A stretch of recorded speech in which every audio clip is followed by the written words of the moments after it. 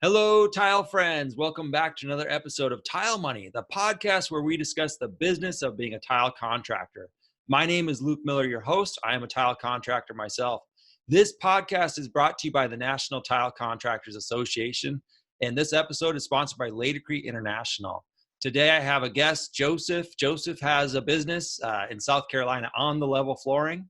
And Joseph and I met here about 2 weeks ago in Nashville at Total Solutions Plus, and it was both of ours first time event, attending that event, and we had a great time.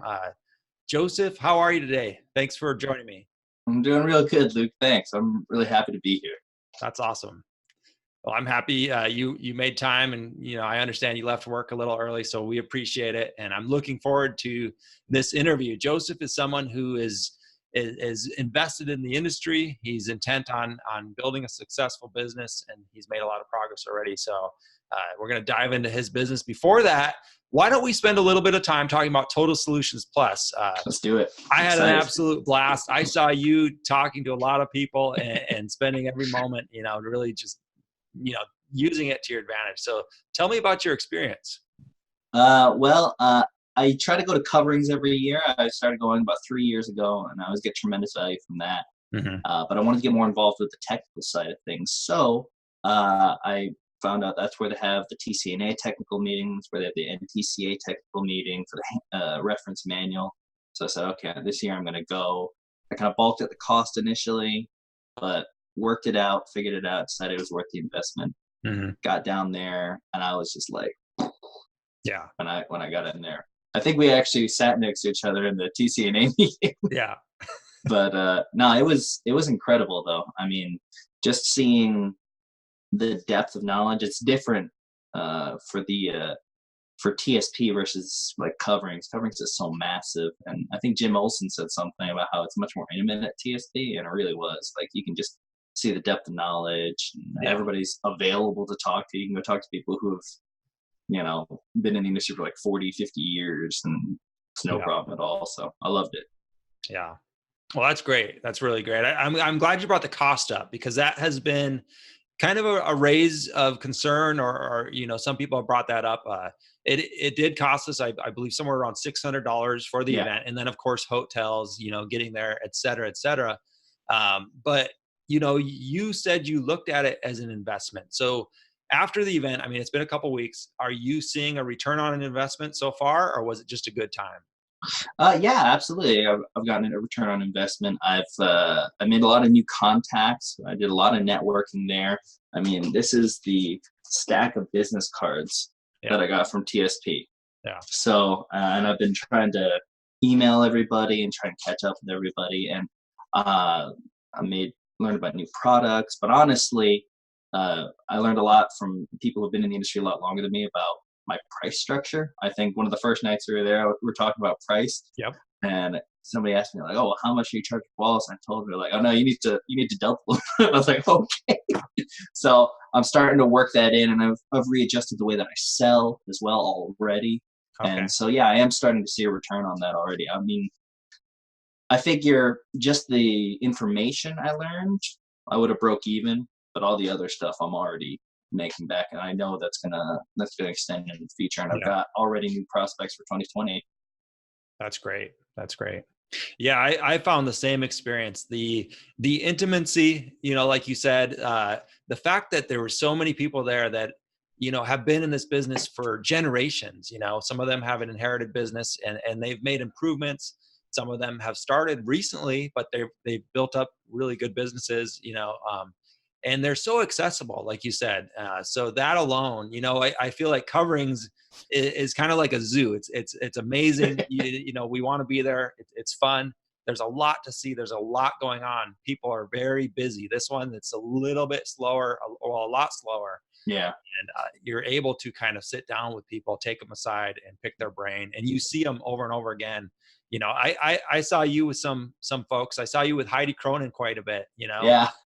So let's jump in there. What did what were you so intently talking about with Heidi? I know you're a fan of the CTI, the Certified Tile Installer program. And yep.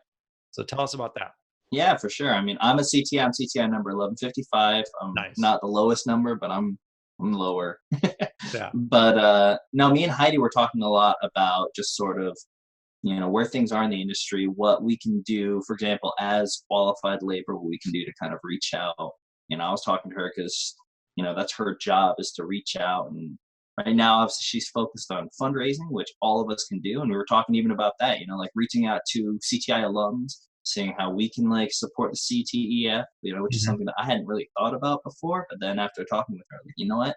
I am going to do that Yeah. because I really believe in it. And she's got a wealth of experience in the industry too, and it's just Yeah. really nice to connect with other people who are passionate like that. And I Yeah. love passion, so yeah. Plus, she's hilarious. Like, she had me rolling in some of those For meetings. sure. Yeah, she's a good time. If you haven't met her yet, make sure you pull her aside when you see her at the next event, for sure. 100%. Hashtag become a CTI. For sure. What does it mean to you? To be a CTI, Yeah. What does it mean to you? And then what has it done for your business? well, part of it for me is I have a baby face. I'm half Chinese, Yeah. which means that we look young until we're about 70, and then all of a sudden we look old. Okay. But part of the problem that comes with that is when I hung out my shingle and went out on my own, I would go to the houses, go to customers, and they would see a kid instead of somebody who'd been in the industry for 10, 12 years already. Yeah. So for me, it was paying myself with some legitimacy. It was Mhm. adding a little bit of weight to my name and to my Yeah. company.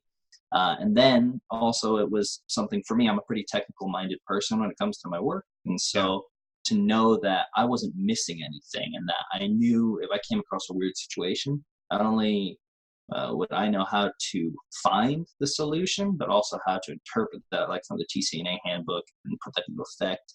But to know that I was interpreting it right because I had learned and I'd been Mhm. tested and I'd come through with it. That's what it's all about. And so I sell that a lot when I go on consults. I discuss what a tile assembly is versus just slapping tile onto a floor, onto a wall, Mhm. describing all of that. And so by the end of that, uh, my customers feel a lot more comfortable with the fact that I know what I'm talking about. And when I give them a price, it's going to reflect that it's going to be done correctly. And so I usually have a pretty good closing rate when it comes to sales. Yeah. Yeah. That's great. I really appreciate that answer. There you hit on several points. Legitimacy, it gives you some marketing, weight behind it, and the passion. I mean, Yeah, you're obviously passionate about it, and that passion is also sales. That's also gonna, you bring that to the table when you're sitting down and selling yourself. So yeah. I appreciate that response. Really good. What does your business look like today? Talk us, what kind of jobs are you taking on? The size of the crew, Yep. what's So going I'm a one man shop. You're on? looking at the whole company. All I right. do pretty much all residential. Every once in a while, I'll be picked up to go help on a commercial job. But pretty much all residential. My bread and butter is showers specifically. I like to build custom showers. Yeah. Um, really, I'm trying right now to learn more like weird products, new applications. I'm really interested in accessibility, Mhm. converting bathrooms into handicap accessible, ADA compliant, stuff like that. Okay. And I'm actually trying next year to become a certified aging in place specialist. So, Yeah. but yeah, that's what the work I'm doing. A lot of showers, a lot of bathrooms, and then of course backsplashes, which is my favorite quick money job. Yeah. Yeah, for sure. You brought up something that I don't believe anybody else has, the certified aging in place process. I've heard this before um, in discussions, but I don't believe we've ever talked about it on the podcast. Let's Yeah, talk about that. That's a good subject. yeah, for sure. If I remember correctly, it's put on by the National Home Remodelers Association, and essentially it's similar to a CTI in that you take a knowledge test. There's no hands-on skill test, but basically it's a study guide and a knowledge test that you pay for, where you basically learn the different considerations that go into turning a house accessible, so that when you go into a project, like, oh, hey, this is a trip hazard, that's a slip fall hazard, these are practical places to put support bars, this is all these different things we can do so that we can take your ranch home, your track home, whatever you've got, and say, hey, when we're finished, you'll be able to live here forever, Hmm. or until you can't live there at all. Uh, Yeah. but that to me is really important because a lot of nursing homes or assisted living homes, they're really, really expensive. Yeah. And in about a year, most of the time, they'll outpace the cost of a full home remodel. Some of Wow. them can be like 6, 8 grand a month. And Wow. so if you can go in there and convert it, for one, people live longer, they live healthier. Yeah. And so that's something I'm really passionate about. And it's something that a lot of people, from what I understand, it's a pretty wide open market right now. And it's a really good thing for people to get into. That's really cool. Well, you're going to crush it in that area. I That's hope so. I have the heart of an old person. well, it's a great niche. It can be a profitable niche, but I know that you're in it for more than profit. You talked about even wanting to donate one a year. Is that right? Or did I Yeah. misconstrue So that? I'm developing a program right now with my local distributors and a couple manufacturers. I'm hoping to launch it this next year. It's called Level of Dignity, Okay. which is where like once a quarter, I would, take somebody who can't afford to do like a custom conversion on their house. For example, I did one for a retired cop a couple of months ago. Mhm. He had saved up like $23,000 to rework his master bathroom. Yeah. There's a lot of people out there who can't afford that, and that's fine. But if Yeah. somebody is stuck in a situation where they can't live in their house because they can't take a shower because all they have is a tub shower, Yeah. and so they're being forced to maybe sell their home and go into assisted living. Well, I would like to offer basically a discounted program where I don't make almost any profit at all, and Okay. I can go in there, convert their bathroom into an accessible situation where they can, take care of themselves, clean themselves up, and they're not breaking the bank. It's the sort of thing like once a quarter I'd reach out and find those people and, offer that program to them because I think it's really important for the community. That's great. That's good on you. I mean, that's part of running a profitable business is to be able to give back in any way. And if you can do that once a year, twice a year, 3 times a year, as the years go on, you're gonna, get that back. I mean, we reap what we sow. We get the reward back in Yeah, full for I'm a sure. big believer in that. And you're partnering with companies to do this, right? As far as Yeah. donating materials or getting materials. Yep. So That's excellent. I don't want to name anybody because I haven't finalized anything yet. Sure, But sure. yeah, one of the things I was able to do was at TSP. I was able to talk to some people that could Good. say, yeah, we're interested in this. Give us a call, write us an email. Let's Yeah, work on this. And so very that's smart. something really important to me that I was able Yeah. to make those connections there. That's great. And this is a good branding move for your business. Have you thought about that? I mean, you definitely want to publicize this, right? Yeah, for sure. That's actually something that I'm using when I'm talking to these manufacturers that, hey, you know what, especially in my area, they might not have a big footprint yet. And so I can Hmm. say, hey, these materials were supplied in part by, this company or that company. And then for me, uh, branding is really important. One of the first things I did when I started my company was I hired a graphic designer. Okay. I worked out, what a good logo was. I'd already settled on my name. Hmm. And we were able to work out. Sent me a big sell sheet. He gave me branding guidelines, and I stick to that. Even the name of my program, Level of Dignity, I'm trying to carry that theme Yeah. along so Yeah. that people will associate that with me, and that's something that it's again adding that legitimacy to my company as a single Yeah. single owner and a young guy coming in. I want people to feel comfortable and feel confident in what I'm doing for them. Yeah. Yeah. You want to come at it with as much power, use your power. You've got your shirt on. You've got, like you said, it's across the board, it makes sense. It flows. There's a flow there on the level, level of dignity. That's really smart. Very cool. So that was an investment. That was an investment to partner or to hire a branding expert. Yeah, absolutely. Because I mean, the way that I see it is we sell ourselves on qualified labor. Well, Hmm. I'm not qualified to create a brand. I'm not qualified to create my Yeah. logo. In fact, in my head, I had my company name on like a picture of a level. And the first thing my designer told me was, "All right, first thing we're gonna say, we're not putting anything on a level." I was like, "Oh, okay, yeah, I definitely wasn't planning on doing that." So they know what catches people's eyes. They know Yeah. what will make people remember you, Hmm. visually speaking. And that's what we process 90% of the world with is our eyes. And so I want somebody who knows what they're doing versus what I think I can do. Yeah. I love that attitude. That's a humble and realistic approach. Hey, I'm an expert in building showers, but I'm not an expert in branding or, building websites or, Yeah, whatever the case might be. exactly. I really like that. Good for you. Thank you. A lot of guys struggle with that minor thing. It seems minor, but it's actually major to building a business, a brand. Yeah, well, I mean, it feels it's hard to sign that money over, especially when you're just starting. Just new, yeah. But like I said, for me, it was if I want people to pay me because I'm qualified, I need to be willing to pay other people because they're qualified. So, Yeah. So how are your customers finding you? so about 95% of my clientele are customer referrals or referrals from my distributors. Hmm. Um, I got a little bit more when I first started. I had a couple weeks where I hadn't had anything booked. So I actually cold called designers, interior Okay. designers, instead of builders. My rationale for that was anybody with a building project is going to call a builder.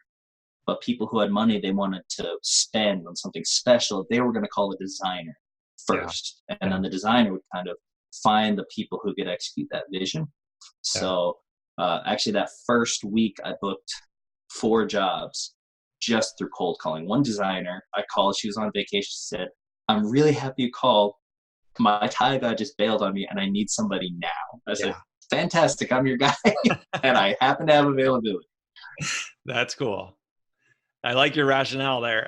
What are you still working for some of those designers? Is that kind of a niche of yours or? Yeah, that's something that I'm trying to develop more of Mm. as well. I want to do more custom work. I'd like to do, 12 jobs a year, Yeah. where I can just really focus on the details, make everything precise. But yeah, actually, I'm starting to do more work for those designers. Some of them just had kind of hung out their shingle themselves, and so they're sort of developing their market. And so Yeah. really, I kind of looked at it as I was trying to establish like a partnership, Yep. and where they knew that they could call me in for weird designs, crazy stuff. And not only would I be able to execute the vision of it, but make sure that it would last. Yeah. Yeah. Smart. Thank you. What kind of tips would you give anybody as far as working with a designer goes? I mean, a lot of contractors end up leaving that because they can't communicate or whatever. Is there any secret? For me, one of the big things is to try to get them to bring me in way early. So if I can get them to bring me in when they're still doing drawings, that helps a lot because then I can say, oh, hey, you know what? If you do, a 12 by 24 marble on the wall, we have these limitations. Or if you're going to do marble on the floor, we're going to have these height limitations. You won't be able to make it flush because we're going to have to build up plywood or these special materials, et cetera, et cetera. And to help them see sort of the practical limitations, if they know that ahead of time, they tend to be very thankful for that. And that makes it way easier when you get to the install 6 or 8 months down the road or whatever. So that you don't have to call them and be like, actually, I can't finish this right now because all these other things, we're running into these small issues, yada, yada, yada. Yeah. So just be patient and uh, try to get them to see your value in that respect, saving them time and headaches down the road, and Yeah. try to get in as early as possible in the process. You can't always get in at the very beginning, but if you can get them to call you when they first start thinking about tile ideas, that makes it a lot easier. Yeah. That's sound advice. Really good Thank stuff. Yeah. I've done the opposite and came in the last hour and you. had nothing but problems. And so of course you're going to have problems, right? Yeah, haven't we all? Yeah. Yeah. That's good. Um, so we talked a little bit about the CTI. What other types of education, are you doing in your business? Any sort of book reading or anything you're looking forward to educate Uh, yourself further? yeah, I keep myself up to date with the TCNA manual, and Mhm. I try to make sure what's going on with new changes there, the reference manual from the NTCA. I try to support the workshops that they put on as well with Mark Heinlein and Mhm. Randy Fleming, Rob Roderick, and Louise as well as they're going around. And then I try to have a really good relationship with my manufacturer reps, because Mhm. they'll have different programs they put in, Wheatie Right. or Schluter or Ardex or whatever. Right. Uh, and sometimes if they have a class or something like that, I'll go and I'll learn about new products, and I get to see sort of how certain things translate and how there's certain limitations that you can't do the same process with that. Um, as far as books go, I'm looking for book recommendations Okay. to to learn more about how to manage myself. But as far as like the industry side, that's what I try to do. I just try to be as connected as possible with everybody. Smart. Yeah, that's great. That's great. What's the best advice you've ever been given? Best advice I've ever been given is by Scott Carruthers, Okay. CTEF. He told me your reputation is built as much on the jobs you turn down as the jobs that you do. Yeah. And that has stuck in my head ever since. It's been years. I like to call Scott my industry dad. Yeah. Uh, but honestly, that's the biggest thing, because that taught me that sometimes I can tell a customer, no, I won't do that. So, for example, I don't do shower repairs. I don't do pan repairs, and Yeah. because I don't want to own the liability of a $12,000 shower for $2,000 worth of work, So Yeah. I say I don't do that, and people say you can't do that. I said no, I can. I just don't. Yeah. There are guys out there you can find, and all the best to you, but I won't Yeah. do that. And that's honestly saved me a lot of headaches. Just in the year that I've been in business, that's saved me a ton of headaches. Yeah. Well, it's good to pick a lane and know your comfort zone and kind of have a plan, put it in writing somewhere. I mean, Ron Nash talks about this a lot with pricing, you know what? I can't go past that bottom dollar, or no, I can't do that. It's on the wall, or Yeah. wherever it is. It's in my business manual, it's in Yeah, my company policies. I don't do shower repairs. That way you're calling to a higher authority and you're saying, hey, it is what it is, and I mean, if you start doing one shower repair, then you're going to start getting that name spread around there. exactly. And hey, maybe that's another whole business. That's a niche, right? And I'm the there's repair guy. That's there's a nobody's guy out in there my doing area. repairs. There's a guy in my area. Yeah, All he does is regrout showers. yeah, That's I his believe it. entire job, Yeah, which he can have. and usually every city has one. Yeah, And those like good guys, luck. they've got a niche, and more power to them. They're making a Yeah, profit. So, exactly. so I think the lesson there is, find a niche and stick in it. So I agree. for sure. I agree. But I also think it's important that we challenge ourselves. Yeah. So Mhm. I do something where when somebody asks me to do something new that I know I can do but I haven't done before, I won't charge them as much as I should, and I call that my tuition. What Yeah. I lose. Yeah. Then it's not as high stakes for my homeowner, but Right. I get to learn. Like I just built a floating vanity out of foam. I'd never Nice. done that before. I'd seen it done, and I'd done some in like manufacturer workshops. But I was like, you know what? I can charge this much for it, even though next time I'm going to charge like twice as much. Yeah. Yeah. So No, that's great. I talk to a lot of guys, they do the same thing. So that's good. That's good thinking. What systems do you have for staying in touch, if any, with past customers? that's funny. I actually just did this earlier today. I called up my one of my first customers. So um, what I'm trying to implement now is when I finish a job and I send out my invoice and my receipt and everything, I'll put their name in my calendar for 6 months or 1 year, depending on what they need. And then I'll just follow up with a phone call from there. So right now I'm trying to catch up on some that I should have called maybe a month or two ago. Sure. But I just call and say, hey, it's been however long, just wanted to catch up with you, make sure everything's still good, you're still happy. Is there anything I can do for you? Or it's year, we need to reseal your shower. By the way, how's everything? You're still happy with all this stuff, et cetera, et cetera. Yeah. Right now, I'm building a website, and so I'm trying to get people to leave reviews on my Facebook page that I can put over there.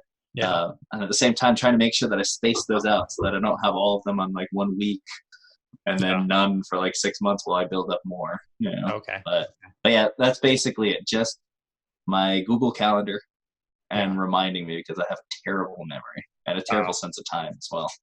Okay. Well, that's great. It's really important, Joseph, to stay in touch with those past customers. I know that that's gonna really be a return on investment for you there. You're going to reap that as well. That's It's good. 100%, 100%. So what you looking forward to here in the coming next 6 months, 12 months? You got any trade shows coming up? Yeah. So I've already booked my tickets in my hotel for Coverings, Okay. which is like my favorite show. Although TSP has now become very, very close, so I'm not sure about that. Yeah. I'm not going to be able to make surfaces this year, but I'd like to go into 2021. Okay. The trade shows, I think, are such a huge value. Yeah. The very first year I went to Coverings, I went to a seminar where a guy was talking all about how to calculate your burdened labor rate so that you know what to charge to pay yourself a given wage. And if I hadn't gone to that, I would have done what everybody else does, which is the wild ass guess, and just kind of built off of that. But because I went to that so early in my career, I actually haven't lost money at all in my first year of operation. I haven't made as much as probably I could have, but I haven't lost anything. And to me, that's like a huge, huge step for me, because I honestly I would have just been taking wild stabs. So trade shows are like my favorite thing. You learn so much. Yeah, for sure. That's really good testimony to, putting in the effort, going to the classes, and go there for the education, go there for the networking, go there, to take something back to put into place. Otherwise, like you said, you're just stabbing at the dark and hoping, hoping you priced it right or whatever. No, I told my wife after that first year, I said, if we had spent all the money to go to this show and I'd only gone to that one seminar, it would have paid for itself. Yeah. But I got that and everything else that I got from the show. It's just, it's really, if you haven't gone, anybody listening, if you haven't gone to a trade show, pick one. Coverings is free. Just get your way there. It's totally worth it, and just build from there. You'll be amazed what you learn. You'll be amazed what you get out of it. For sure. Yeah, for sure. Well, one last question here, Joseph. As a single operator yourself, I know you're putting in the hours, you're putting in the work. How do you stay balanced? How do you avoid burnout? Well, right now, up until it started getting cold here in South Carolina, I was trying to play golf. I try to watch movies, walk my dog. I really try to shut off on the weekends, so I don't take work calls on the weekend. Okay. And as often as I can, I try not to work on the weekend. Doesn't always happen. Yeah. But I try to balance that out. I try not to work, when I'm supposed to be with my wife. I try not to be like writing emails constantly, etc. Yeah. But really, movies, TV, you got to treat yourself right. You have to, you're not working just for the sake of work. I mean, you're working so you can take care of your family, so you can have what you need, maybe a little bit more, and, you should be able to enjoy that. What's the point of being self-employed if you never give yourself any time off? Yeah, that's a great attitude. And it's good that you have it, so early in your career, because so many of us, myself included, I got started and within a short amount of time, I was working 7 days a week. And a lot of long hours. And I made that mistake for months on end before I finally figured out I can't do this anymore, and I burned out, and it was really hard. So I'm glad to hear that there's smarter folks out there than me. And, but it's important for the longevity of the business. Yeah, exactly. Well, I went through, I had a lot of mental issues when I was younger. And so I had to go through therapy and stuff. And so I had to learn really early, like there's a point of diminishing returns as far as stress and what I can actually accomplish. It's like when you're working and it's like 8:00 at night and you're like, I've got half a bucket of mud, but I know that if I keep going, I'm going to make more mistakes. So I just got to scrap it and go. Yeah. That's what I had to learn early about with my whole life. Like, okay, if I don't cut myself some slack so I have a normal work-life balance, I'm going to end up in a very dark place. I'm going to end up with way more mental issues. And so, that's important, like you said. Yeah. Well, and I appreciate you sharing that lesson and what you learned there early on. So, well, Joseph, I'm looking forward to seeing you at Coverings. Thank you again for taking the time to share with my audience a lot of valuable insight here. Well, thank you for having me, Luke. I really appreciate it. Love what you're doing. And, I'm looking forward to learning more from you too. Right on. We grow together, right? Exactly. Maybe you can teach me how to get that curl in the handlebar. I can't do it. I get a Fu Manchu. It's terrible. Yeah. It's terrible. It's all about the wax. You definitely go through I went through a long, awkward phase in this mustache. Well, when I grow a mustache, it grows straight out.